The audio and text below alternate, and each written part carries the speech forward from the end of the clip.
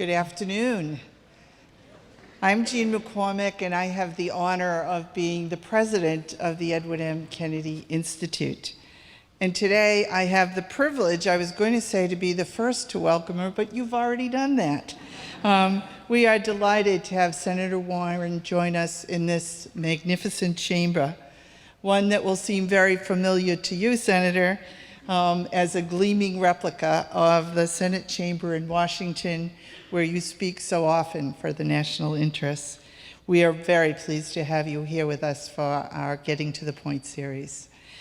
And for all of you as well, if this is your first visit to EMK, please come again to be able to interact with our engaging electronic exhibits and to be part of our daily chamber programs where everyone from students to seniors to families get to negotiate and debate and ultimately vote on the issues of the day. You can be a senator for a day. I want to especially thank everyone who is involved in the planning of this. All of these events are ones that we want to be sure go as smoothly as possible, so we welcome your feedback at the end of the event as well. I have the pleasure today also to introduce Mrs. Victoria Reggie Kennedy.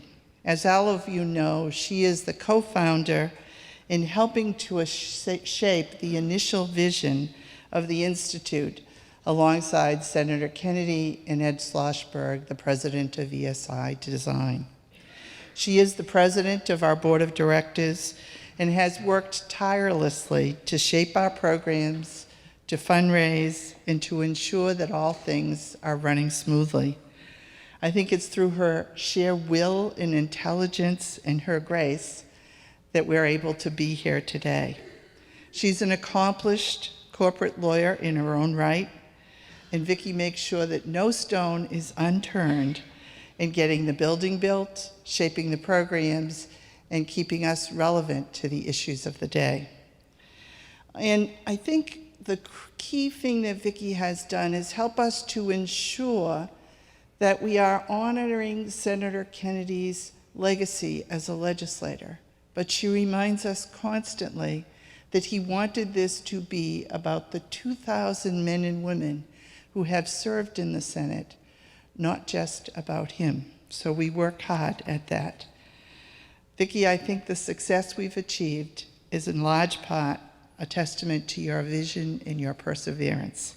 So ladies and gentlemen, please join me in welcoming to the podium our co-founder and board president, Mrs. Victoria Reggie Kennedy.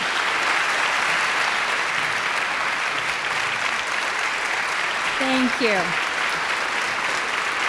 Thank you so much. Thank you all. Thank you. Thank you. Thank you so much, Jean, for that very, very warm introduction. Thank you for your leadership as the president of the Edward M. Kennedy Institute for the United States Senate. You do such a remarkable job, as does all the staff here. Bill DeWalt, our executive vice president and museum director. Thank you, Bill. Thank you, Kelly Bovio, who is here, and all the staff who has done so much to make today happen. And good afternoon to all of you. It is my great pleasure to welcome you. It is also my great honor to welcome our distinguished speaker here today as part of our Getting to the Point lecture series. In the 6 short months since our public opening, this chamber has hosted some illustrious speakers, from the Vice President of the United States, Joe Biden, to Senate Majority Leader Mitch McConnell, to civil rights legend Congressman John Lewis, to Pulitzer Prize-winning author Junot Diaz. Next month, we host Governor Charlie Baker. Today, we have a speaker who follows in that noteworthy tradition, the senior senator from Massachusetts. But in addition to being the senior senator from this great Commonwealth, our speaker today has another special connection to this room and to the Institute's namesake. In the back of this chamber, and in the real Senate in Washington, although in a slightly different spot, sits Senate Desk number 83. As is tradition, All of the senators who have ever used that desk have inscribed their names in the drawer. While every Senate desk tells a story, the names etched in Senate Desk 83 are quite special. The names include William Proxmire, John F. Kennedy, John Kerry, Paul Kirk, and Edward M. Kennedy. And the newest name, our senior senator from Massachusetts, who is speaking to us today. Now, since we're at a place that's dedicated to the history of the United States Senate, I want to share a little historical factoid with you. Since the founding of the Senate, the 2 seats from each state technically have been divided into classes, Class 1 and Class 2, to provide for staggered terms for the senators. For continuity and stability of government, our founders didn't want all the senators up for re-election at the same time the way the House of Representatives is. Obviously, the work you do in the United States Senate has nothing to do with which class you're in. You can still make a difference, but there is a direct lineage associated with each seat. Teddy's term was associated with Class 1, and if truth be told, he was very proud to be in that group. Privately, he spoke often of the legacy left by the Massachusetts senators who had served in Class 1 before him. Perhaps it was his spirit of public service, or perhaps it was also the competitive spirit of the college athlete in him, but he worked every day to honor and live up to the legacy of his Class 1 forebearers. Our speaker today is also in Class 1. Yes, as a United States Senator, she is a direct Senate descendant of Daniel Webster, Charles Sumner, Henry Cabot Lodge, John F. Kennedy, and of course, Edward M. Kennedy. Her seat had been held by giants, by men of consequence. How wonderful it is to have it held now by a woman of consequence.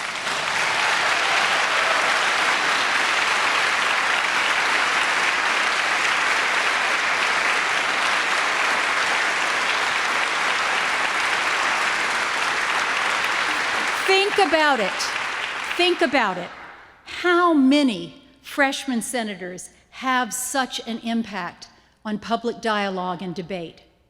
How many freshman senators are the go-to stop for presidential hopefuls in their own party? How many freshman senators are such a force to be reckoned with? Even before coming to the United States Senate, our speaker was a fearless fighter for the middle class, making it her life's work to point out injustice and income inequality. She fought for Main Street against Wall Street and spoke truth to power, even when that power was in her own political party and in the highest offices in the land. She was a law professor for more than 30 years and wrote more than 100 articles and 10 books. At the same time, she was a teacher in the greatest and noblest sense of the word. She was no pushover, but her students loved her, with the Harvard Law School graduating classes twice awarding her for excellence in teaching. Now, that would be enough for most of us. It would be more than enough for most of us, but not for our speaker. She saw an uneven economic playing field, and she wanted to level it. So she ran for the United States Senate. And that's no walk in the park. The race was tough. It was personal. But as they say, when the going gets tough, the tough get going. And our speaker kept going. The race wasn't about her.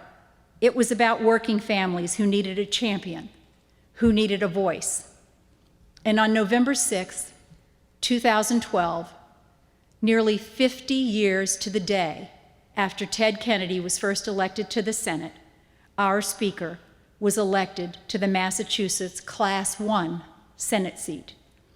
Once in the Senate, she fought to be on 2 committees in particular. These committee assignments don't happen by accident. It requires hard work and political skill to get on the committees you want, and our speaker is no stranger to either of those things. She fought to be on the Help Committee, Health, Education, Labor, and Pensions.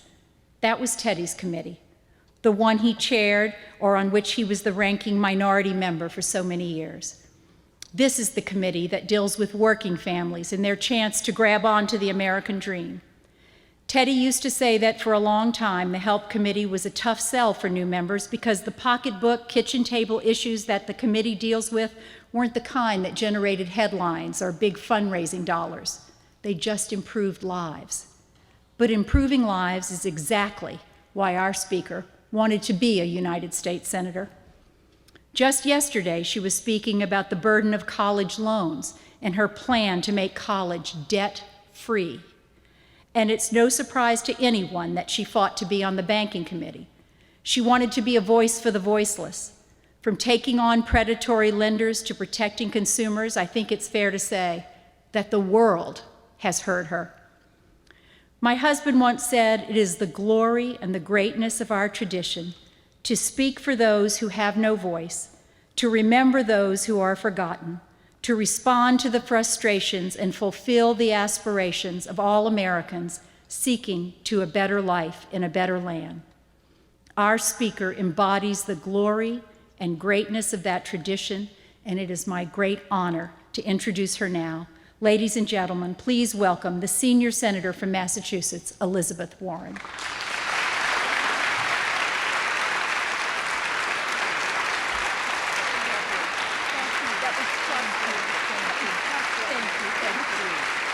Thank you. Thank you. Thank you. Thank you. Thank you. That was such a lovely, lovely introduction. I appreciate it. And thank you, Jean. Thank you all for being here. I am very grateful to be here at the Edward M. Kennedy Institute for the United States Senate. This place is a fitting tribute to our champion, Ted Kennedy, a man of courage, a man of compassion, and a man of commitment, who taught us what public service is all about.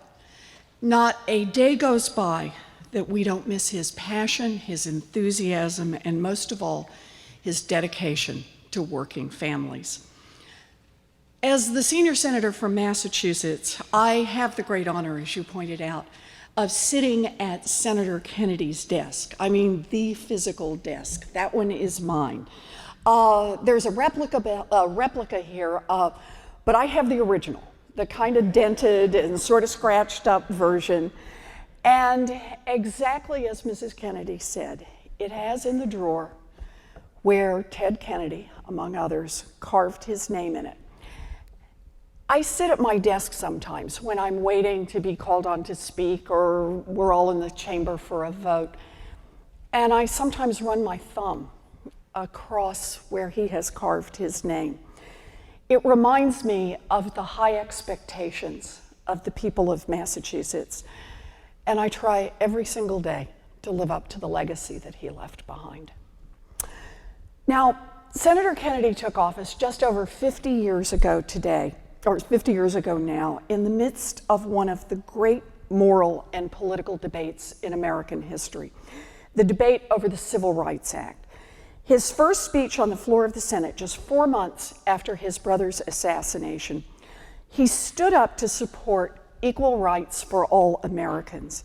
He ended that speech with a very powerful personal message about what the civil rights struggle meant to the late President Kennedy, and I want to read it for you. He said, "His heart and soul are in this bill. If his life and death had meaning, it was that we should not hate, but love one another. We should use our powers not to create conditions of oppression that lead to violence, but conditions of freedom that lead to peace. We should use our powers not to create conditions of oppression that lead to violence, but conditions of freedom that lead to peace." And that's what I'd like to talk about today. A half century ago, when Senator Kennedy spoke of the Civil Rights Act, entrenched racist power did everything it could to sustain the oppression of African Americans, and violence was its first tool. Lynchings, terrorism, intimidation, the 16th Street Baptist Church, Medgar Evers, Emmett Till. When Alabama Governor George Wallace stood before the nation and declared in his 1963 inaugural address that he would defend segregation now, segregation tomorrow, segregation forever, he made clear that the state would stand with those who used violence. But violence was not the only tool of oppression. African Americans were effectively stripped of citizenship when they were denied the right to vote. The tools varied: literacy tests, poll taxes, moral character tests, grandfather clauses, but the results were the same. They were denied basic rights of citizenship and the chance to participate in self-government. And the third tool of oppression was deliberately to deny millions of African Americans economic opportunities solely because of the color of their skin. I have spoken often about how America built a great middle class. Coming out of the Great Depression from the 1930s to the late 1970s, as GDP went up, wages went up for most Americans. But there is a dark underbelly to this story. While median family income in America was growing for both white and African American families, African American incomes were far behind those of white incomes. In the middle 1950s, the median income for African American families was just a little more than half the median income for white families. And the problem went far beyond income. Take a look at housing. For most middle-class families in America, buying a home is the #1 way to build wealth. It's a retirement plan. Pay off the house and live on Social Security. It's an investment option. Use the house as a way to be able to finance a business. It's a way to help the kids get through college. It's a safety net if someone gets really sick. And if all goes well and grandma and grandpa can hang on to the house until they die, it's a way to leave wealth to the next generation, a boost up the economic ladder. For much of the 20th century, did we lose a, there we go. Oh, just getting wound up here, okay. And for much of the 20th century, that is exactly how it worked for generation after generation of white Americans, but not for Black Americans. Entire legal structures were created to prevent African Americans from building economic security through home ownership, legally enforced segregation, restrictive deeds, redlining, land contracts. Coming out of the Great Depression, America built a great middle class, but systematic discrimination kept most African American families from being part of it. State-sanctioned discrimination wasn't limited to home ownership. The government enforced discrimination in public accommodations, discrimination in schools, discrimination in credit. It was a long and spiteful list. Economic justice has not ever been sufficient to ensure racial justice. Owning a home won't stop someone from burning a cross in the front lawn.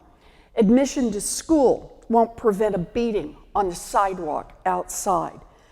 But when Dr. King led hundreds of thousands of people on a march to Washington, he talked about an end to violence, access to voting, and economic opportunity. As Dr. King once wrote, the inseparable twin of racial injustice is economic injustice. The tools of oppression were woven together, and the civil rights struggle was fought against that oppression wherever it was found, against violence, against the denial of voting rights, and against economic injustice. The battles were bitter, and they were sometimes deadly. Fire hoses turned on peaceful protesters, police officers setting their dogs to attack Black students, Bloody Sunday at the Edmund Pettus Bridge. But the civil rights movement pushed this country in a new direction. The federal government cracked down on state-sponsored violence. Presidents Eisenhower, Kennedy, and Johnson all called out the National Guard, and in doing so, declared that everyone had a right to equal protection under the law guaranteed by the Constitution. Congress acted to protect the rights of all citizens to vote with the Voting Rights Act. And economic opportunities opened up when Congress passed civil rights laws that protected equal access to employment, to public accommodations, and to housing. In the same way that the tools of oppression were woven together, a package of civil rights laws came together to protect Black people from violence, to ensure access to the ballot box, and to build economic opportunity. Or to say it another way, Black lives matter, Black citizens matter, and Black families matter.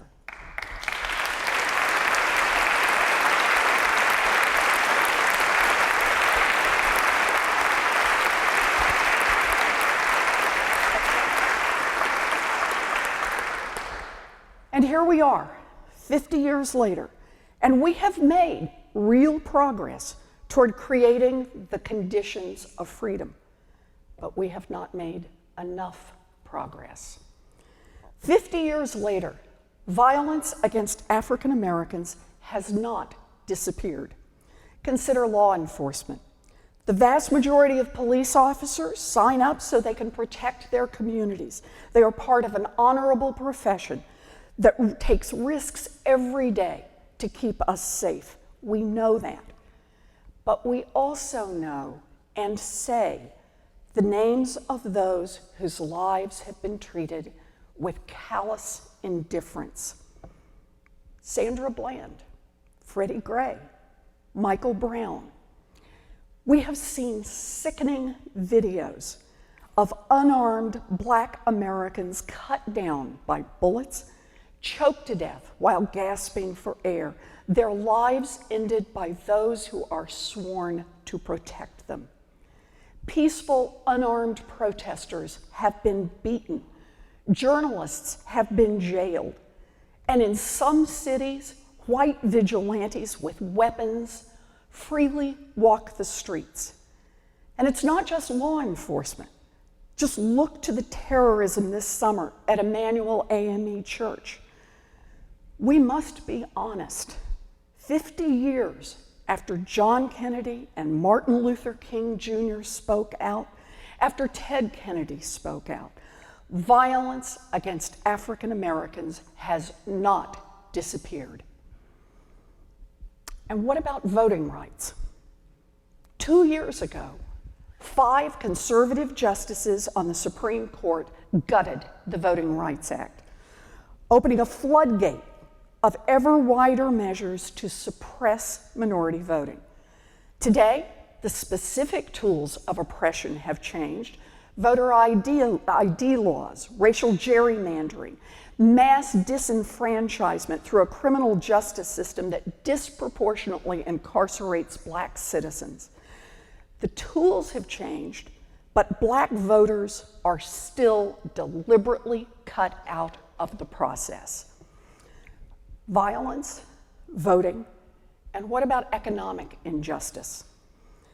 Research shows that the legal changes in the civil rights era created new employment and housing opportunities.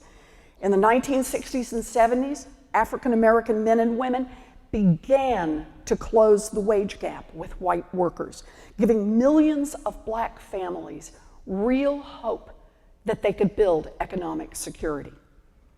But then, Republican trickle-down economic theory arrived. Just as this country was taking the first steps toward economic justice, the Republicans pushed a theory that meant helping the richest people and the most powerful corporations get richer and more powerful. I'll do just one statistic. From 1980 to 2012, GDP continued to rise, But how much of the income growth in the United States went to the 90% of America, everybody outside the top 10%, the 90% of America, Black, Latino, white? The answer is zero. None. Nothing. 100% of all new income produced in this country from 1980 to 2012 has gone to the top 10%. Today, 90% of America sees no real wage growth. For African Americans, who were so far behind earlier in the 20th century, this means that since the 1980s, they have been hit particularly hard. In January of just this year, African American unemployment was 10.3%, more than twice the rate of white unemployment. And after beginning to make progress during the civil rights era to close the wealth gap between white families and black families, in the 1980s, the wealth gap exploded, so that from 1984 to 2009, the wealth gap between white families and black families tripled. The 2008 housing collapse destroyed trillions of dollars in family wealth across this country, but the crash hit African Americans like a punch in the gut, because middle-class black families' wealth was disproportionately tied up in home ownership and not in other forms of savings. These families were hit harder by the housing collapse, but they also got hit harder because of discriminatory practices. Yes, discriminatory practices in the 21st century. Recently, several big banks and other mortgage lenders paid out hundreds of millions of dollars in fines, admitting that they illegally steered black and Latino borrowers into more expensive mortgages than white borrowers who had the same credit. Tom Perez, who at the time was the Assistant Attorney General for Civil Rights, called it a racial surtax. And it's still happening.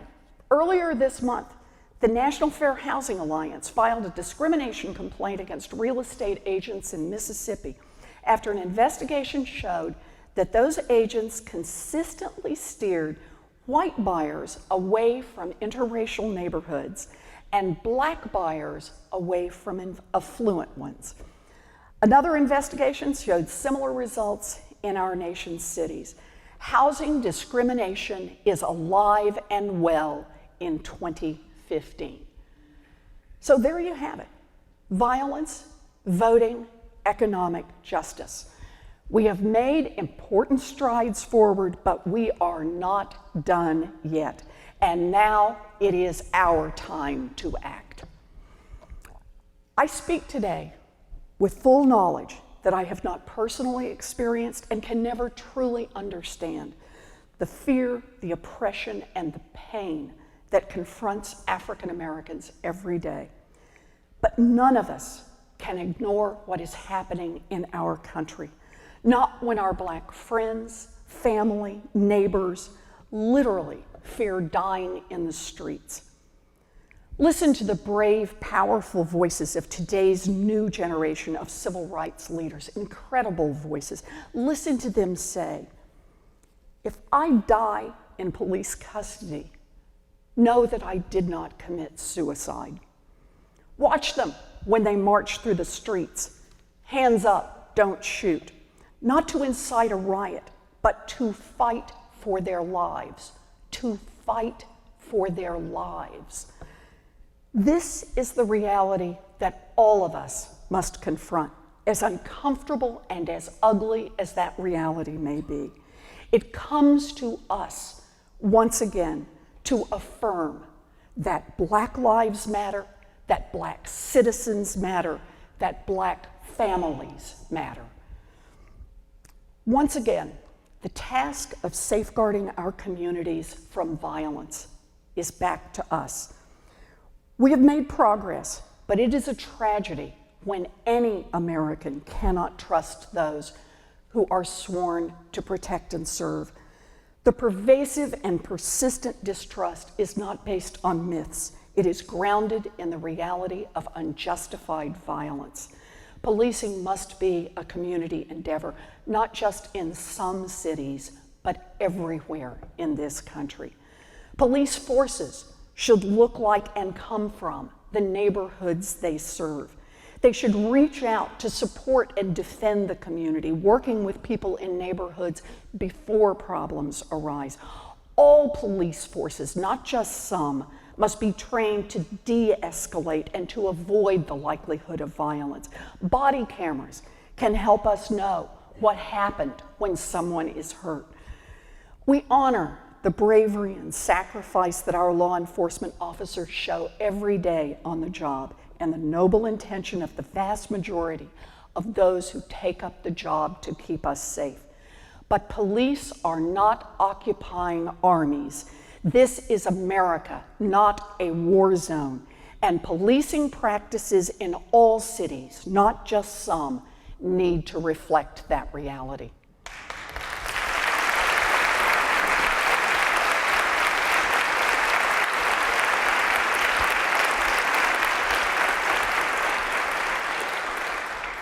Violence, voting.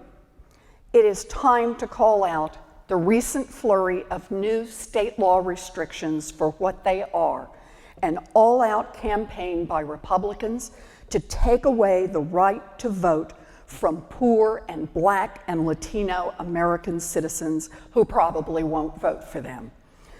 The push to restrict, and that's what we have to call it out for what it is. The push to restrict voting is nothing more than a naked grab to win elections that they can't win if every citizen votes.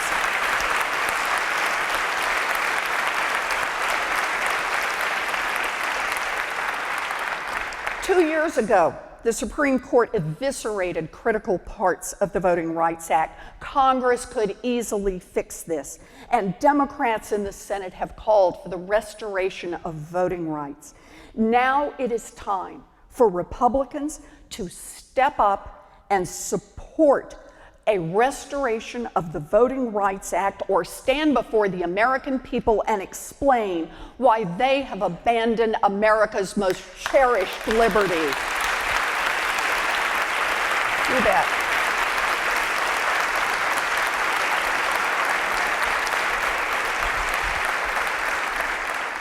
And while we're at it, we need to update the rules around voting. Voting should be simple. Voter registration should be automatic. Get a driver's license, get registered automatically. Nonviolent, law-abiding citizens should not lose the right to vote because of a prior conviction. Election day should be a holiday, so no one has to choose between a paycheck and a vote. Yep. Early voting and voting by mail would give fast food workers and retail workers who don't get holidays off a chance to proudly cast their votes. The hidden discrimination that comes with purging voter rolls and short-staffing polling places must stop.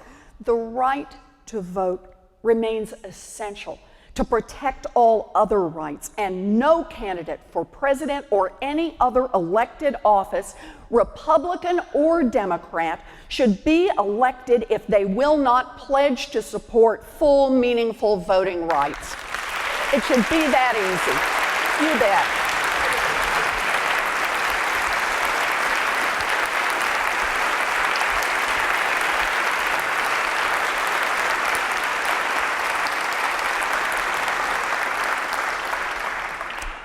Violence, voting, economic justice. Our task will not be complete until we ensure that every family, regardless of race, has a fighting chance to build an economic future for themselves and their families. We need less talk and more action about reducing unemployment, about ending wage stagnation, and about closing the income gap between white and non-white workers. And one more issue that is dear to my heart. It's time to come down hard on predatory practices that allow financial institutions to systematically strip wealth out of communities of color.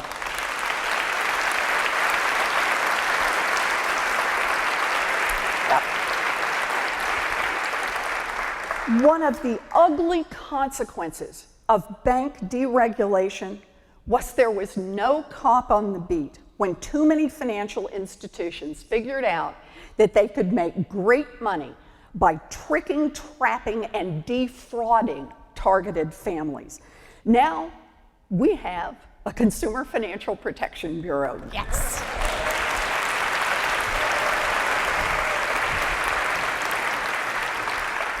But it is our job to make sure that it stays strong and independent so that it can do its job and make credit markets work for Black families, for Latino families, for white families, for all families in this country. Yes.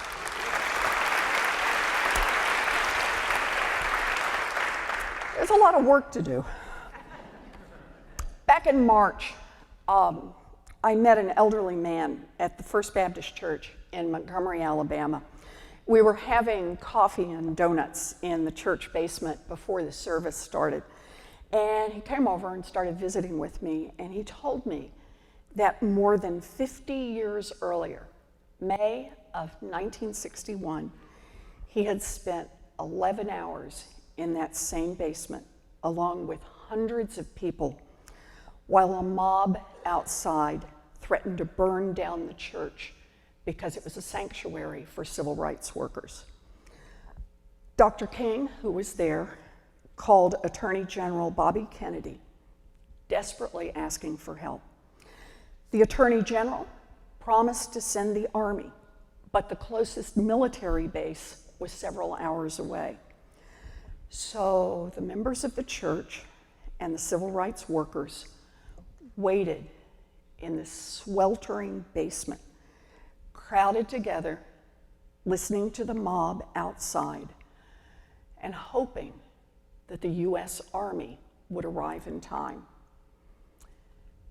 Now, after the church service, I asked Congressman John Lewis, who was here earlier, about that night.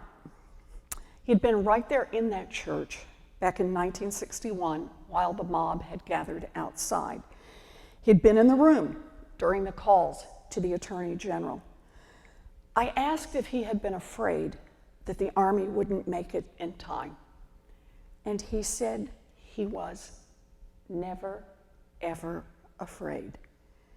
You come to that point when you lose all sense of fear. And then he said something I will never forget. He said his parents didn't want him to get involved in civil rights. They didn't want him to cause trouble. But he'd done it anyway. He said, sometimes it is important to cause necessary trouble. The first civil rights battles were hard fought, but they established that Black lives matter, that Black citizens matter, that Black families matter.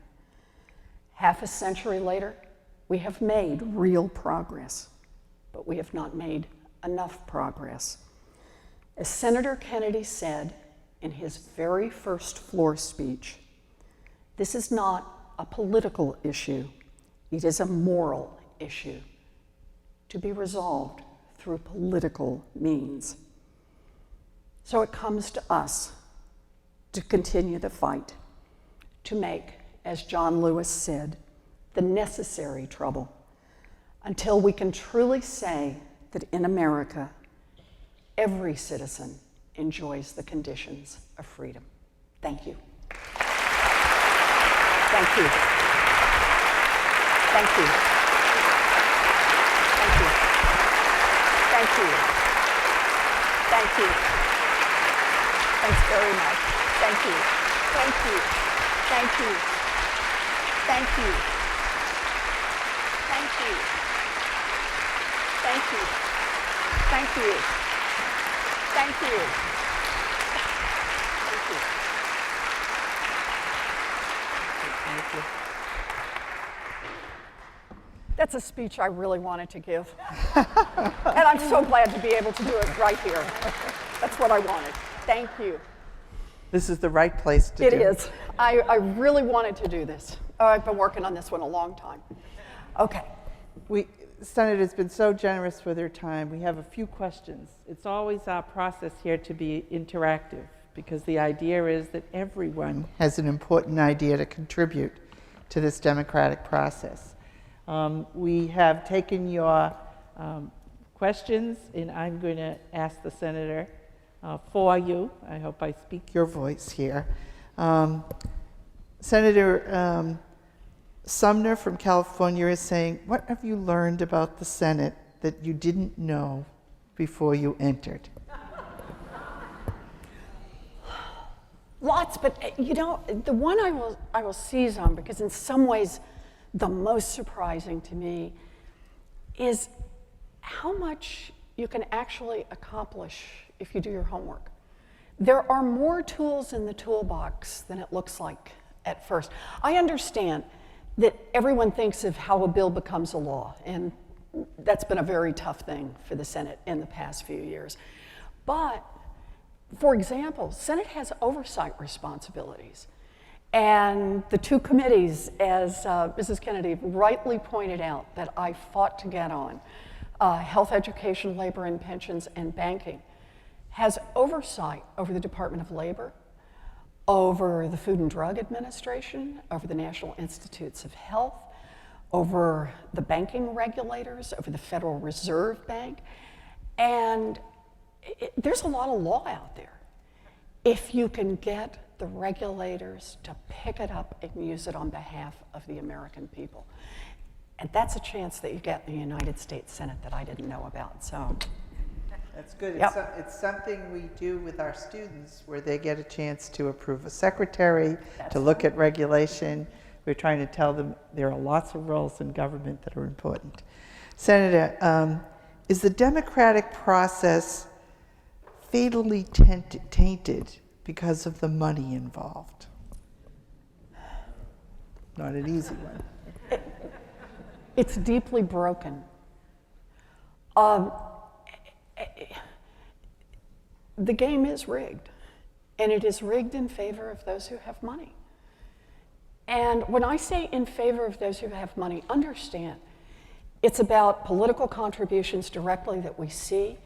It's about the PACs, so that billionaire sugar daddies can support any candidate for president and make that person a viable candidate who otherwise wouldn't be. But it's also about hiring armies of lobbyists and lawyers. Every agency in Washington, every committee hearing in Washington, every time a policy decision is on the table, is being discussed, there's an army of lobbyists there to make sure that the voices of the well-heeled have been heard loud and clear. I think of it as a place where the wind keeps blowing from the same direction. And it's not the direction of families who are just trying to build a future. It's not the direction of young people who are just trying to get an education. It's not the direction of seniors who just want to retire with a little dignity. And so taking this government back so that it represents the people is the highest goal for us now. It must be. This is what I think of as the senator's legacy. This is what I think of as my number one job in the United States Senate. We've got to take this government back for the people.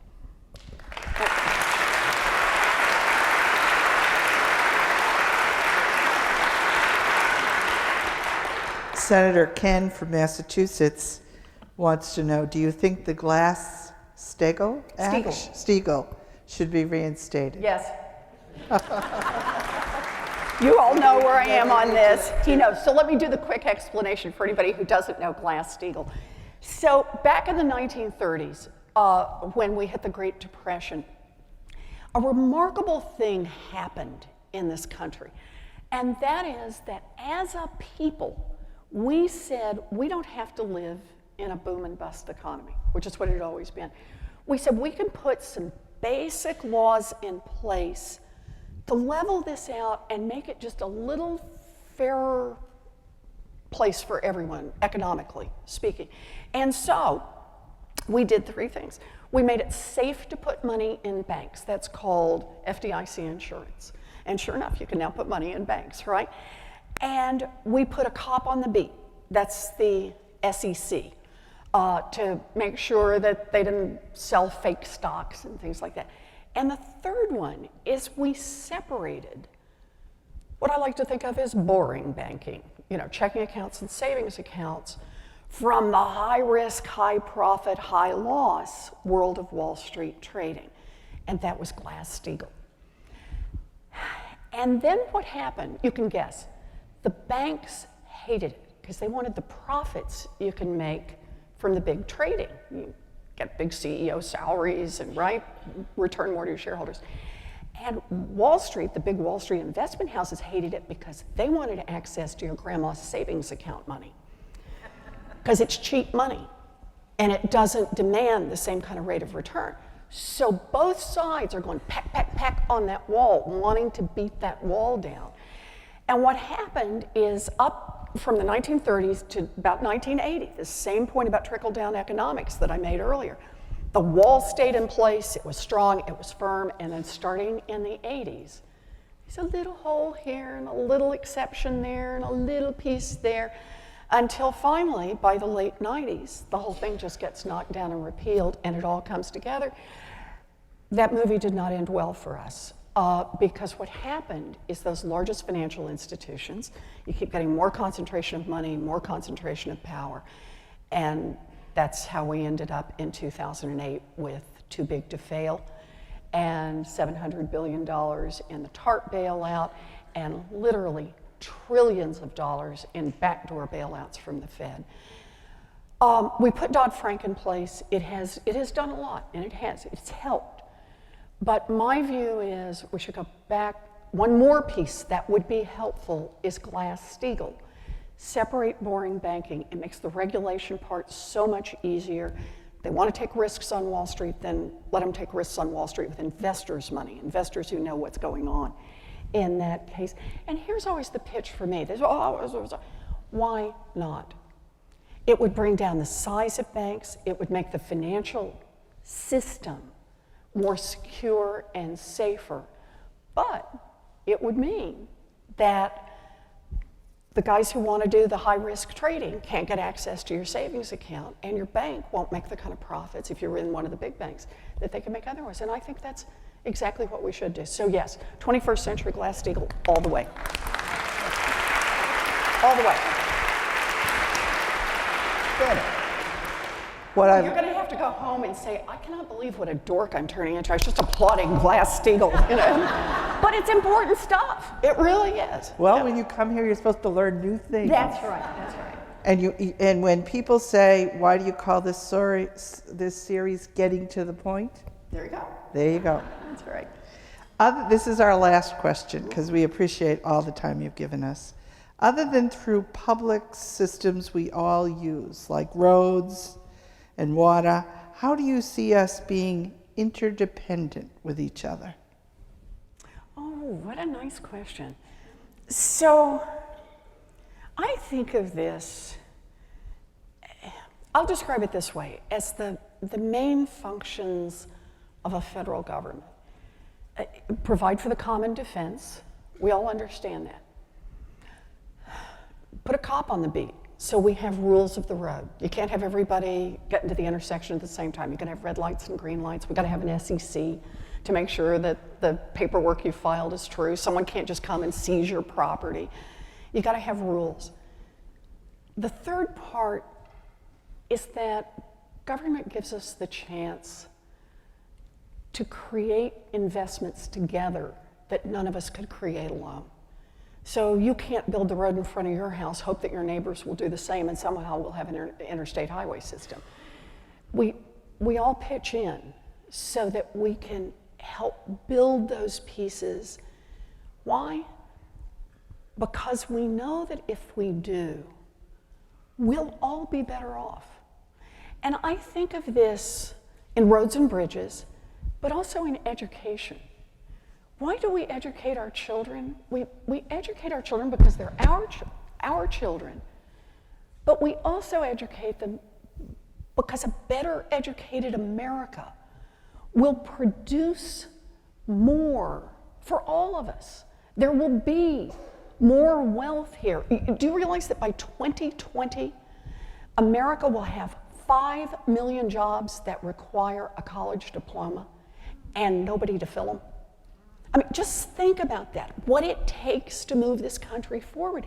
And those are investments we have to make together, not loading our kids up with debt.